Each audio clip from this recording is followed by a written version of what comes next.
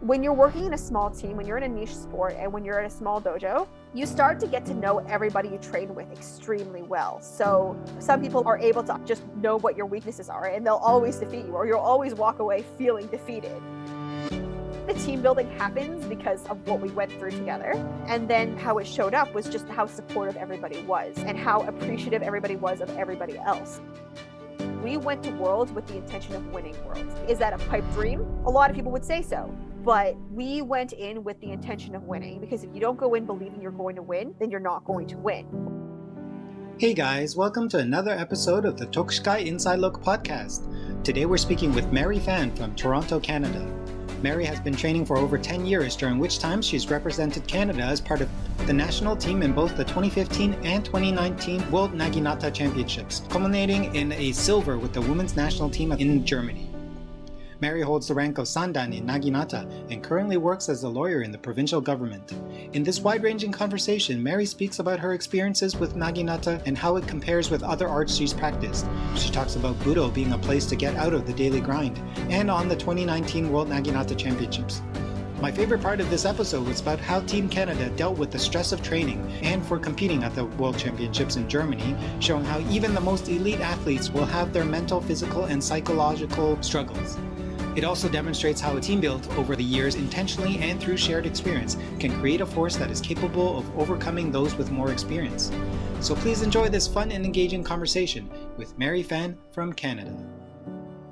My name's Mary. I grew up in a small town called Ilderton, Ontario, which is most famous for being the home arena of the famous ice dancers Scott Moyer and Tessa Virtue. So everybody around me did skating. And of course, I know how to skate. I'm Canadian. Everyone in Canada knows how to skate.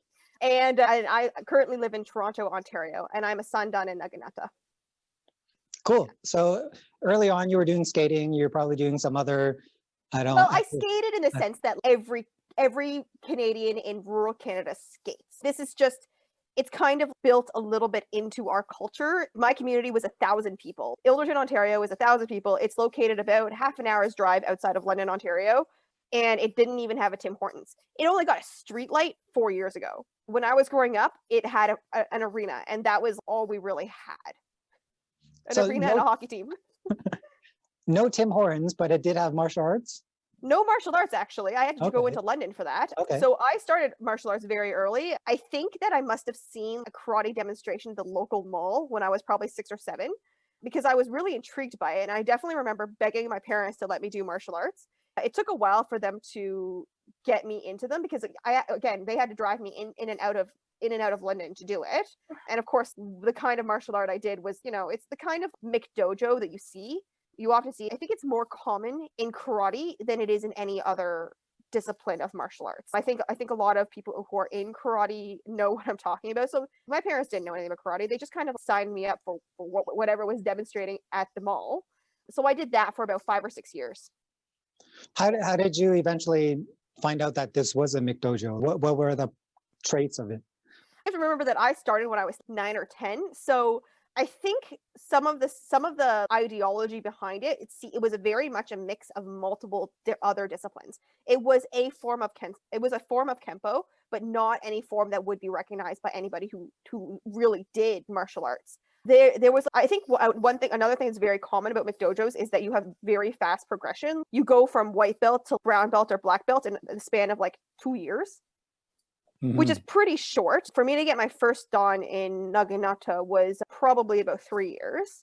And then I've been practicing Naginata for 10 years now at this point. And I just got my third dan a year ago. So I think that one thing is pretty fast progression through the ranks. There was a difference between child belts and adult belts. So, there was child black belt, which was equivalent to an adult purple belt or something. I don't think these are things that most people who are outside the Budo community would recognize. They're the kind of things that I would recognize now if I was examining a dojo. But I wouldn't have known it then, and I don't think an adult who wasn't already immersed in the Budo community would be able to recognize the McDojo to see one. Mm-hmm. Yeah. So how did you progress from doing this style and practicing at this dojo to something else? So actually, a funny story, that dojo actually completely collapsed. I'm not sure what happened because probably by the time it entirely collapsed, I was about 15 or 16. And I can't say that I paid attention to the politics of it.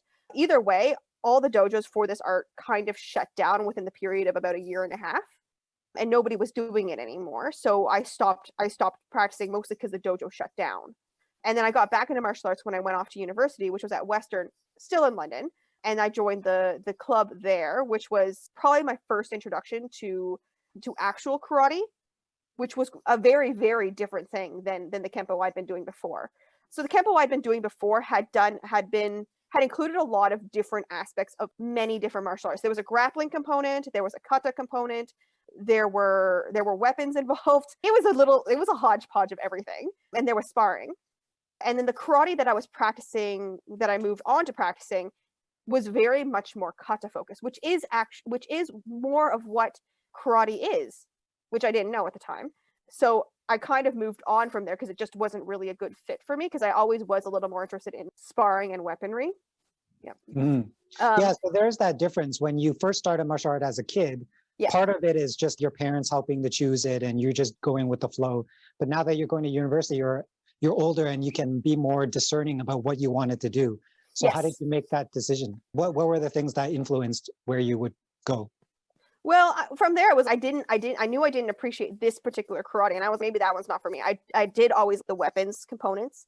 So after that, it was a couple years later, I moved on to kendo. I hesitated about kendo. Kendo has a bit of an insular community, I find. It can feel difficult for people on the outside to break in. Hmm. I don't quite know how to describe it. You know, you walk into the club's fair, and everybody in kendo, first, the kendo table has 10 people around it. And then there's 10 people around it, and they're all dressed in their keikogi and hakama. And that part would be fine, but they've also got a crowd of fanboys and fangirls around them, and it feels really hard to try to break to the front to talk to anybody. So it took a couple years for me to try kendo out just because it felt very uncomfortable for me to try to break through the ranks and talk to somebody. Because they were always crowded. It was always full of people. It's fencing. It's interesting when you walk into any sort of martial arts dojo or fencing. In this, I actually do think Western fencing has quite a lot in common with martial arts. And I also have fenced. I enjoy fencing very much. They always have opening groups of 40 or 50 people starting out at one time. Oh, wow. Yeah. Yeah, right? I think fencing opened at 50, 60 people. And all you do is footwork because Western fencing is just kendo. It's just any other martial art. It is all about the footwork. It's all about having really strong thighs that make you lunge farther. And you're not really playing with the metal weapons anytime soon. But it's always 40 or 50 people. Kendo was exactly that at Western too. It was very difficult to get individual attention. And it took me a couple years until I started. So I started kendo finally when my 4th year of undergrad. I was one of the few people that stuck around. There was probably an opening class of 30 or 40 again.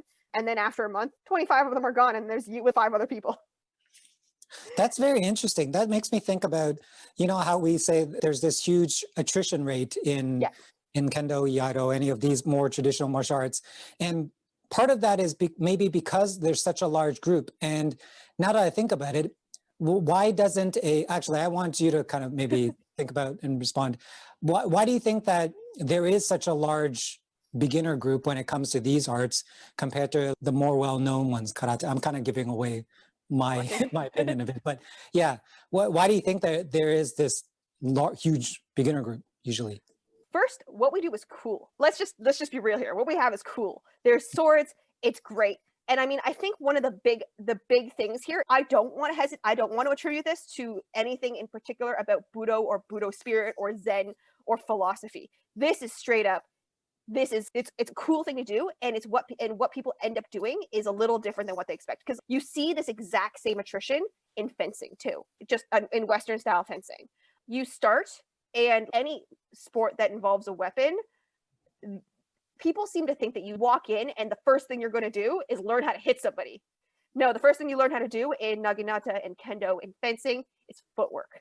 And then all you do is footwork for the next 2 months. And in fencing, it's because you just won't have the leg strength to be able to move up and down the piste unless you do your footwork. It's probably 4 to 6 weeks of footwork. And then in Kendo, again, it's footwork.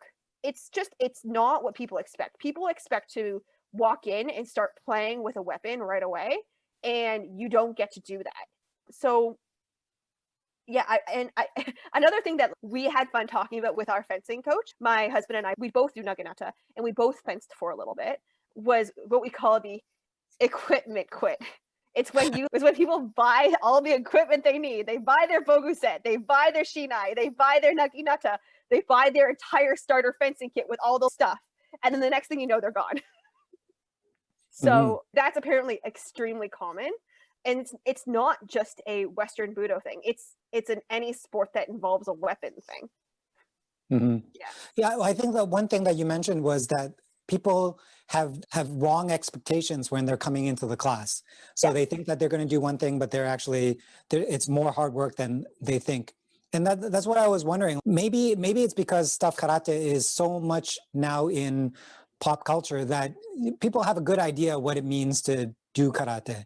And if people didn't really know what kendo is, naginata is, they'll just make up their own view of it. So there's all these people coming in with very different views of what it is. And then when they realize, oh, it's just this one thing, then you get this huge drop off. I think there's also an impetus because we're smaller sports. So we're niche sports. And what that means is that when we finally do get the opportunity to do a demonstration, we show off the coolest things that we can do. Oh, so, you know, in kendo, it takes about, I think at JCCC, it's probably about 6 months before you get into Bogo. That's Japanese Canadian Cultural Center.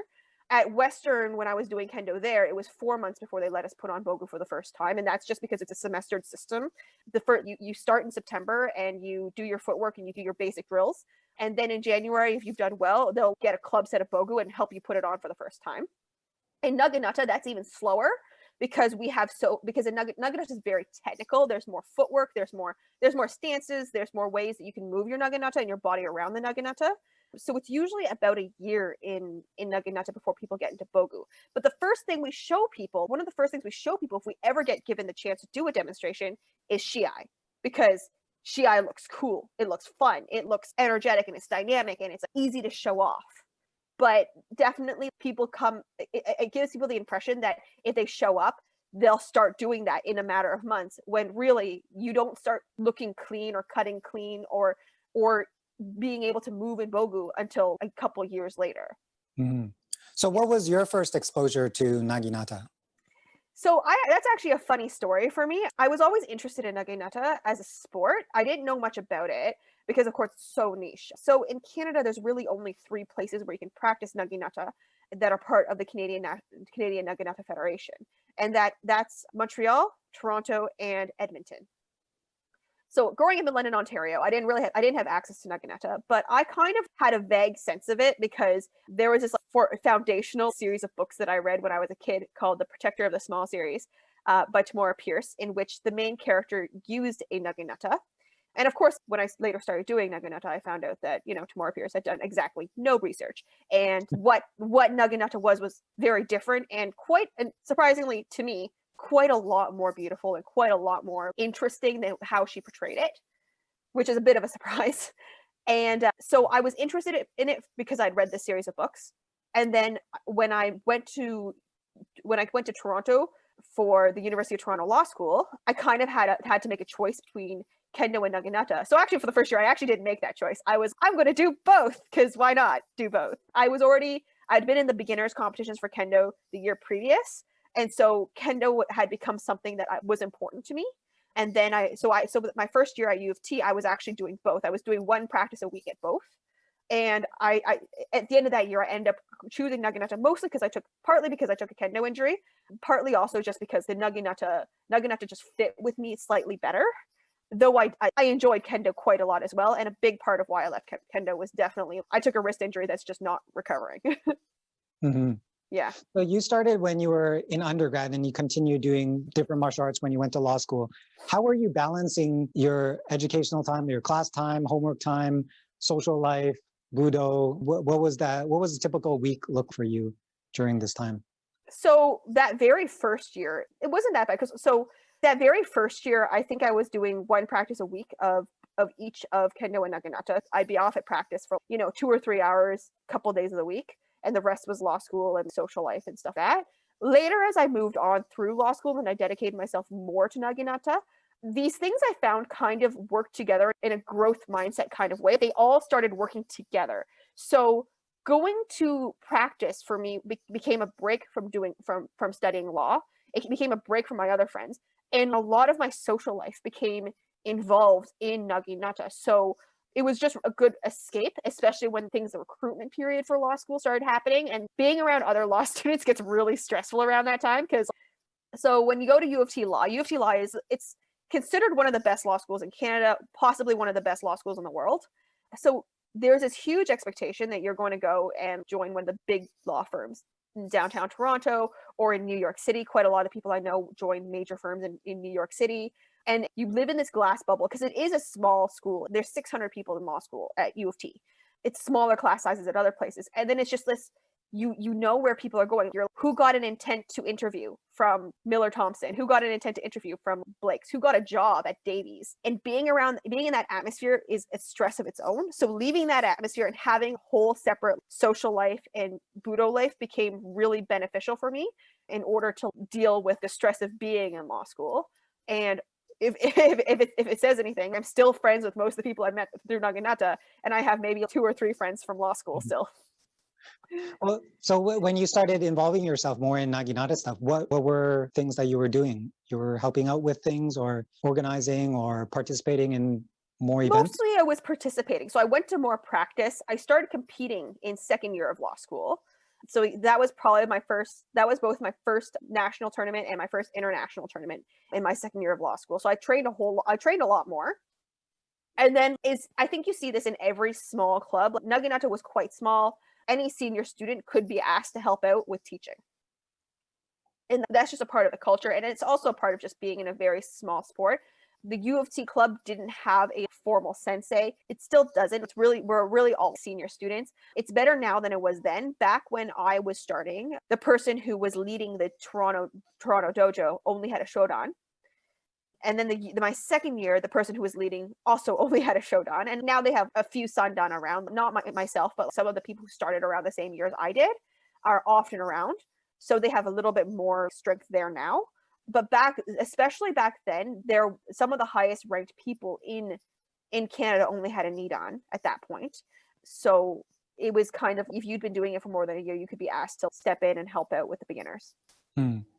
Within that second year, you were already participating in national and international tournaments. Yeah, I didn't do very well. Let's make that clear. I did not do very well. What did you see? Initially, you're just in a university club. It's just a small group of people. And then suddenly there's national, so other provinces, other clubs, and then international, other countries. What was kind of your first impression of the Naginata community? I would say that at the time, the Naginata community was still very small. We're talking 2011, 2012. At that time, there were really only 3 clubs that were actively participating in nationals. So there was the 2 clubs in Toronto, and then there was 1 club in Montreal. So going to nationals didn't feel a high pressure event. I was meeting different people, older people who were doing Naginata. I was impressed by how well they moved and so on, but it didn't feel really big. It was still a small community then. We've got more dojos. We've got 2 more dojos now. We've got Edmonton and we've got McGill. But at the time, it was very, very small. No, I didn't win anything, but I also felt very much a community, and that was something I really appreciated when I was at nationals that year. Later, when I went to the first New York tournament, it was a very different level of play at the time. And I mean, I think they still do have more higher ranked players than we do, but at the time, it was probably my first time seeing multiple sandan in a room and watching multiple sandan play. That was very eye-opening, watching the way other people moved, and they moved a lot better than I did. They moved a lot faster than I did. And I mean, over time, I trained hard. So we all trained hard. I moved a lot closer to how they move now. Are the brackets the same ranks, or does everyone just fight everyone? Usually, I think this is probably the same across most martial arts. There's usually a dangai division for people who do not have dan rank yet, and then there's a yudansha division for people who have dan rank and up. Okay, so even if you have shodan, you could be competing with someone with yondan or godan. Yes. Wow. Yes, absolutely. Cool. So the other thing that we start noticing when we participate in broader community events is the differences between dojos. Some styles, some groups focus on one thing or another. What did you notice when you started participating in these? I mean, I don't think I would say that I noticed much of anything early on when I started, because I think that being able to recognize those kinds of differences takes a little bit of training in and of itself. When you don't know, everything looks great to you, right? Later on, I would say that I noticed that certain dojos are stronger in Engi than they are in Shiai, and some dojos have very strong Shiai teams. And I think for Naginata, the big distinction is the focus on Engi versus the focus on Shiai. I don't think that's an intentional divide, because in Naginata, the theory is that both of them are critical, both of them are very, very important, but everybody has a preference. So, yeah. So you would initially see that because there's two parts of the tournament. There's the kata part and the shiai part, and then because it's the same people competing, then one would like do amazing in one but poorly in the other one. Not so much in North America. I think here we have a shallow enough pool that people who are good are just good. If you end up going in with if you have 10 years of experience and you end up going into both competitions, you'll do well in both competitions, just because there's not a lot of people who've been training as long as you have. However, I know in Japan, people do start focusing relatively early. They can do both, but as early as high schoolers will say, if they're in a big enough Naginata team, they'll start dividing themselves up and say, I'm more of an Engi player, I'm more of a Shiai player, I focus on this, I can do the other. And I mean, let's be real here, the Japanese Shiai team still beat us at Engi, but I think when you have a deep enough pool, those differences start having a bigger difference on who wins tournaments and who does well at tournaments. Mm-hmm. And how has your appreciation or thinking or preference of each of these evolved over time? Did you prefer more of the fighting in the earlier points, or did you prefer the kata, and then how did it change? I certainly preferred the Engi. I was the person that couldn't get into Bogu for 3 years. So I didn't the way Bogu made me feel. Part of that was because I never really figured out how to tie my men properly. And after I figured out how to tie my men properly and how to get my hair out of the way and all of that, it's fine. That's fine. But early on, I preferred Engi. I did not really doing Bogu drills. I did not really doing Shiai at all. And then I think I don't know if that changed. I think it's changed somewhat now, because now I struggle with the intense focus I need for Engi. But and Shiai comes easier to me now, and that may be because I happen to be part of a team that's pretty strong in Shiai. So Mm-hmm.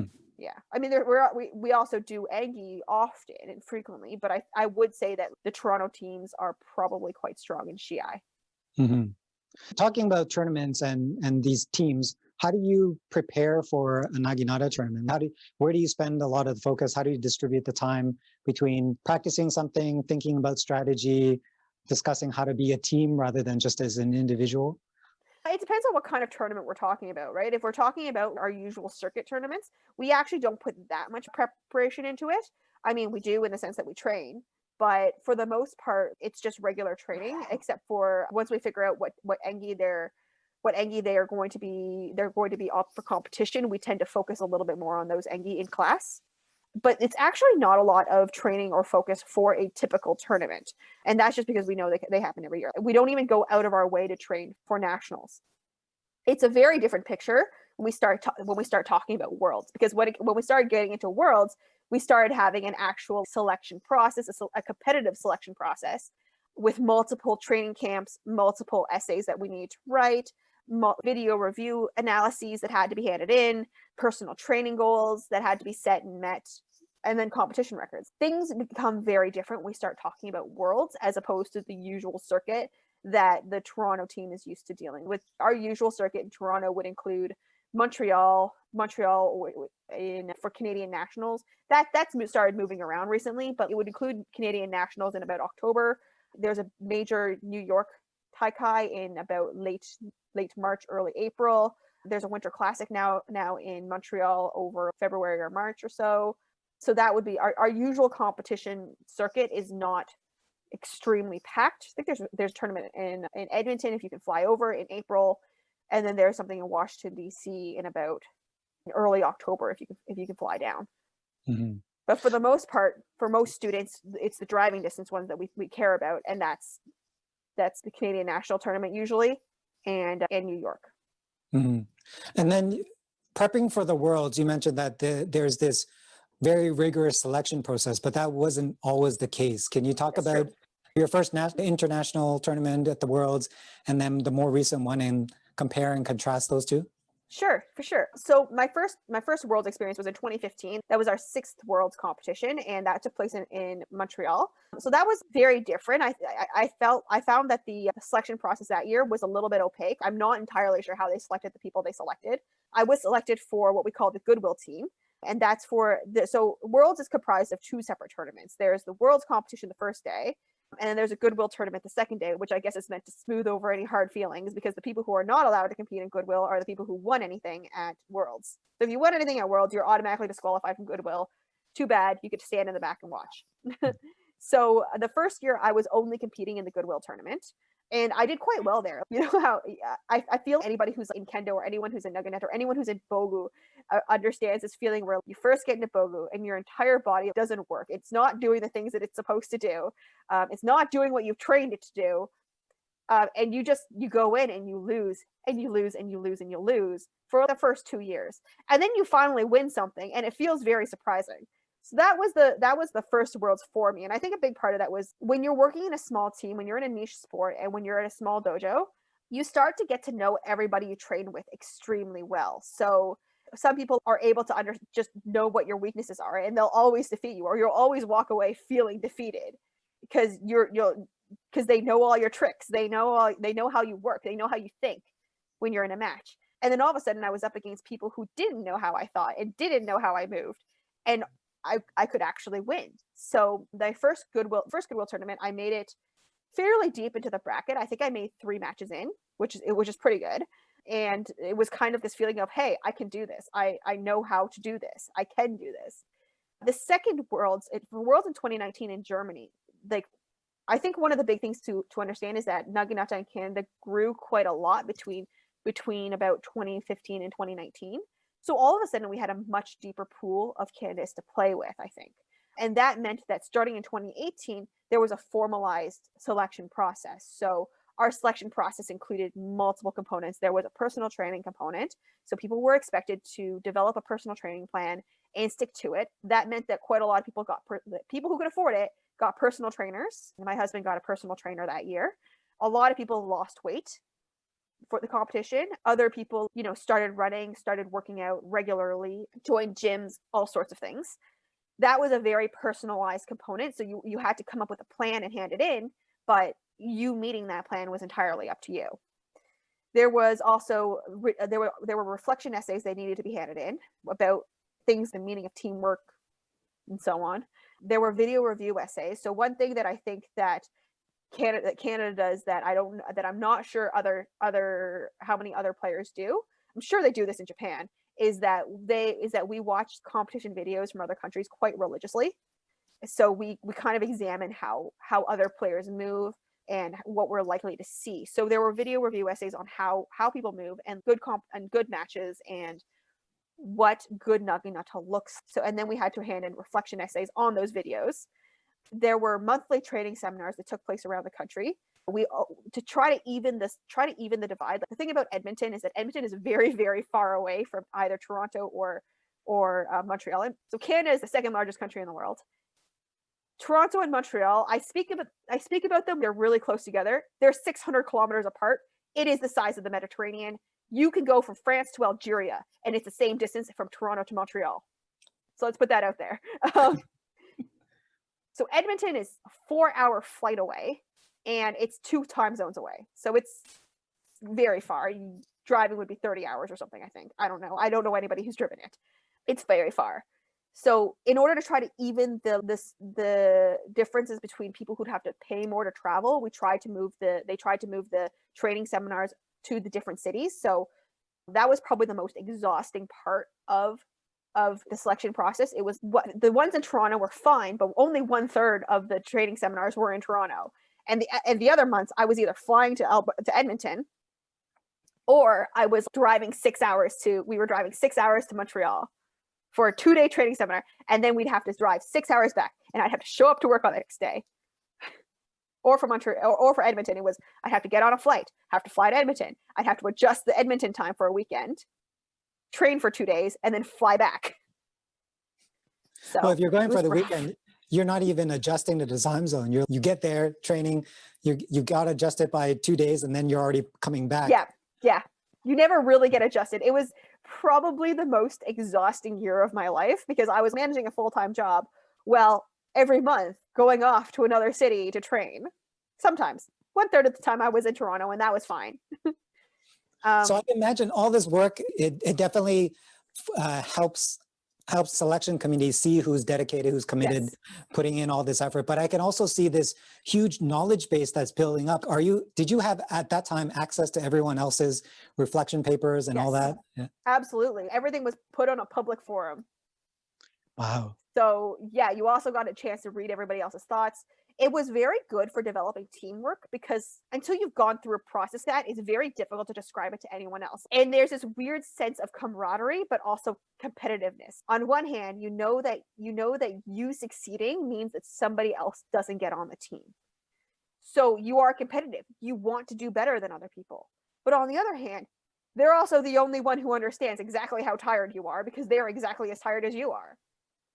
So it was just it's a very difficult experience to explain to anybody who doesn't do competitive sports because this weird sense of I want to win, but at the same time, you're my friend and I will be upset if you don't win because I know what you've gone through to try to get here. So you watch people, lose 20, 30 pounds or just have a bad competition day or, just not make it through a particular training seminar or tournament or it's very interesting to live through. Yeah. So when the team was finally selected, what went through your head and what conversations did you have with your dojo mates or with your husband and in terms of the responsibility now? It was a lot of pressure. So I don't know how it was for other countries, but certainly the Canadian team felt a responsibility to our teammates who didn't make the team to do well. I got on the team because somebody else didn't get on the team. That's just how it is, unfortunately. And I was very honored to be picked for the team. I wasn't sure that I would be picked. And I think that that's the mark of a good selection process. You don't know who's going to be picked. There's no high flyers. Everybody's really good. And then so when I was picked, it was I think the selection committee looked at a lot of factors and qualities that a lot of people wouldn't think of. I know that one of the reasons I was picked is because I do well under pressure. I tend to do better under pressure than I do otherwise. So I was put in Taisho position mostly because they felt if I was in a position where they needed a win to carry the 3-person match, then I would do it because I just tend to do well under pressure. Other people were selected for other reasons because technical ability is certainly very important, but a lot of mental qualities were also canvassed, and just a lot of other factors were taken into account when they started, not just who made the team and who didn't, but what role people played on the team. So some people who, for example, they were worried about wouldn't do well under pressure got slotted into places where it was, for example, Sempo position is slightly less of a pressure position than Taisho, because in Sempo position, Chuken and Taisho can still take home the match, but they need to have a lot of energy. So it was a lot of considerations that got slotted into putting people into different places. Mm-hmm. Yeah. And then, so now you guys are carrying this weight, this pressure, because it's also the first time there was a selection. Previously, it was just kind of ad hoc, but now for sure, after everyone went through all this whole year of hell, as you were putting it. What was it going to Germany, and what was the environment? How did everyone feel entering the tournament, and then when it first started? Stressed, honestly, just stressed. It was the Canadian team certainly put a lot of pressure on ourselves to do very, very well. We went to Worlds with the intention of winning Worlds. Is that a pipe dream?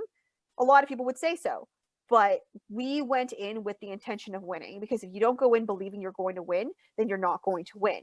We went in intending to take gold in everything. We didn't, because you never take gold in everything, but that was the attitude. There was also the added pressure of all the people that didn't make the team behind us. And I don't think that I've ever been in a more high pressure situation. I don't know if it was high pressure for other teams around the world, but we certainly saw our teammates reacting under the pressure a lot. There were people who were sick, who got sick, puking under the pressure, and just we saw a lot of stress coping mechanisms. A lot of people needed alone time because they couldn't handle being around other people, because other people's stress would start riling them up. Weird fact, my major stress reaction thing was I totally had a screaming breakdown because I'd forgotten my sports bras in Canada. So normally that's the kind of thing where I'm, oh, well, that's crappy. I don't love this, but I will deal with it. No, this was screaming, crying breakdown because I'd left my sports bras in Canada. Of course, I went and bought more before the competition, and it wasn't an issue that couldn't be fixed, but I was under a lot of stress, and it was just a lot of little things that some people handled it better than others. Others, holed up alone outside, chain smoking. Or not chain smoking, because we didn't smoke, but no one smoked on the team anymore because anybody who was smoking had as part of their personal training plan to quit. Wow, that's a great motivator for quitting smoking. Yeah. And it was actually multiple people who had quit smoking on their personal training plan, and they actually pulled it off. They all quit smoking, but they definitely went outside and you kind of saw them wanting to smoke. Well, so speaking of all these things that everyone was feeling the pressure, you guys did relatively well. Maybe walk us through the proceedings of the tournament. Who was your first opponent? How did that go? And then how did it change over time? So it was really interesting. We had a particularly good bracket position. So we were first up against Taiwan, and we defeated Taiwan 3-0, 2 points each. So that was a good start to the day. It was a very good boost to our confidence. And then we moved on to it was France that was next. I would say that one of the things that was really different about competing in Germany as opposed to in Canada is that in Canada, temperatures are regulated pretty much wherever you go. So, and we're Canadian, so we have ice in our veins.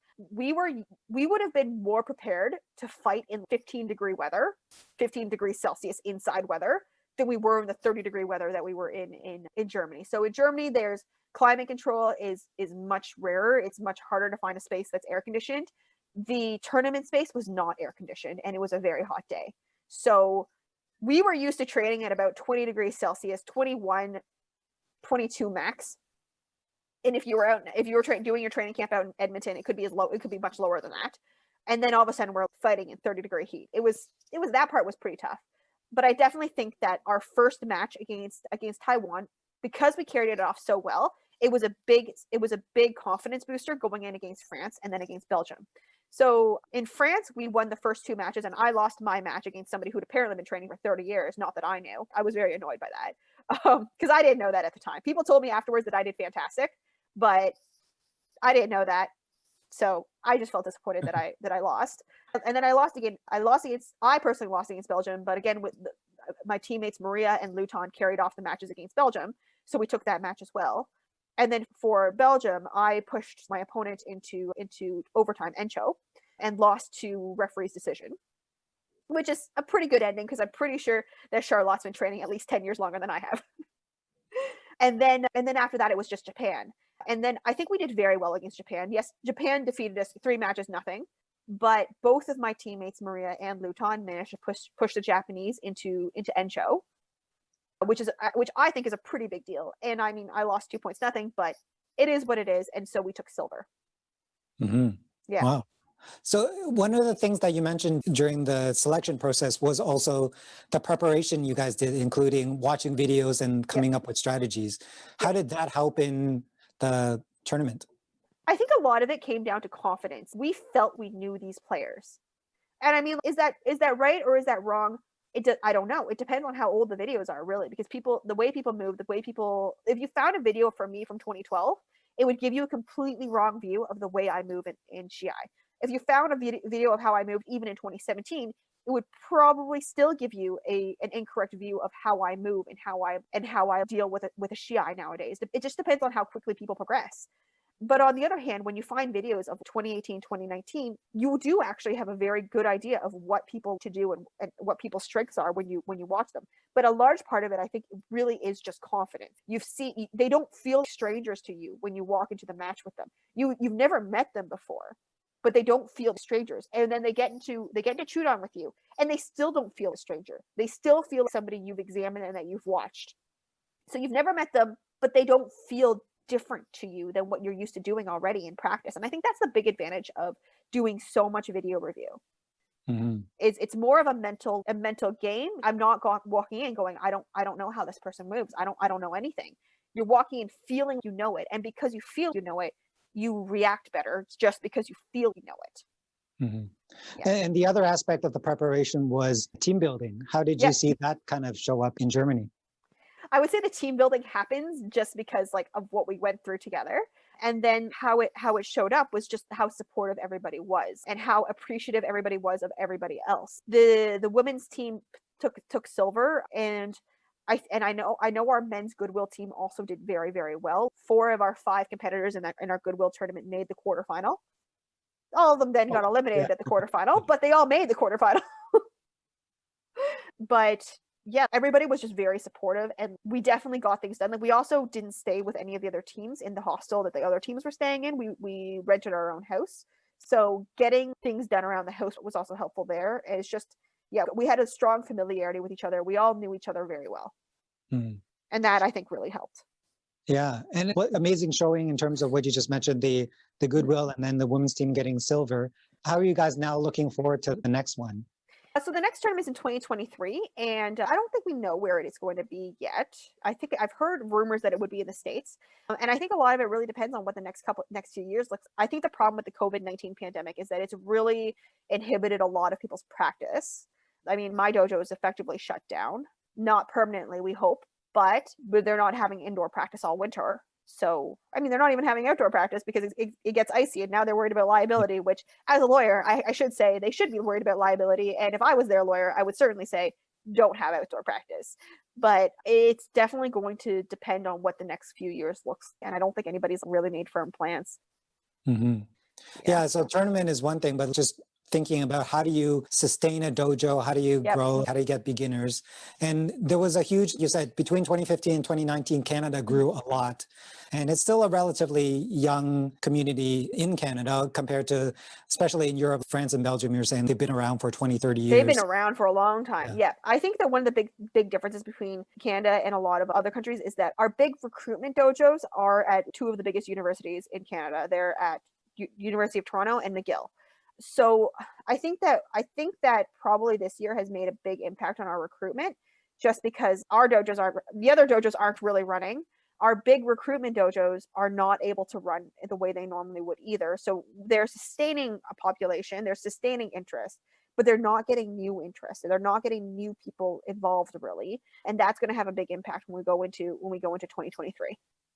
Yeah, because you can imagine that if the universities were your main draw for young blood, but all of them are doing remote now, all the higher education. So it's a big problem for us, and I don't quite know how. I think we're kind of waiting to see where things happen. We could very well recover in the next couple years. We could very well end up in a position where we've sustained our entire population during this time, and we're going to recruit more, and it's going to be a little bit more of the old guard going into, or the people from 2019 going into 2023. So the thing about having such a big selection committee in 2023 was that a big selection process was that we had a lot of people who actually were in the 2019 training process, not necessarily because they expected to make the 2019 team, but because they were hoping to improve their skills well enough so that they could make the 2023 team. So I do think that if we keep all those people, we will be in a strong position for 2023.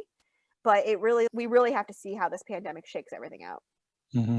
Yeah, it's really more for later that I'm concerned, because it does take years for somebody to get really good in Naginata, and the lack of young blood from this year won't really be felt until many years down the line. Just like you were saying, in 2015, or someone took a video of you in 2015 or 2012 to now, that's a huge change. Yeah. So I want to get into just a few rapid fire questions. Are you a dog person or a cat person? And cat why? person. Cat person. I have a cat. Dogs require too much attention. Okay. Yeah. What would you consider your comfort food? Poutine. It's very Canadian, but I like poutine. There's nothing better than fries smothered in gravy and whatever other ingredients you can come up with. Especially that in Toronto, this can involve a lot of international ingredients. Beef shawarma, because a beef shawarma poutine is fantastic with garlic sauce. Like, Oh, it's yeah. great. Yeah. Yeah. Yeah, especially on a cold day, it's snowing absolutely. outside and you just have something warm. Yep. Wow. So we talked about Naginata Engi, the kata. Is there one particular one that is your favorite, and why would that be? I really number 7 because it's longer than the other ones, and because I really like that Ebu Harai at the Harai Otoshi at the end. It's very difficult to do, but I really like that one. Also, you start in Jodan, so. Could you just describe it in a little more detail for those that don't know Naginata? Mm-hmm. Sure. Number 7 is it's honestly easier to show a video, but the shikake side starts with a do and then 2 furikai shimen, while the oji side starts in jodan, blocks the do, and then does two harais and then ends up doing a harai otoshi, and yeah, I really just like the harai otoshi, which is very difficult. Okay, cool. Yeah. Do you have a book, a movie, TV show, podcast, or something else that's you watch and it's kind of, or read or listen to that's related to your practice? It doesn't have to inform it in making you better, but you just feel there's this connection to Naginata. I would say that if I was going to go for comfort television, I do watch a lot of police procedurals for some reason that I don't really understand why.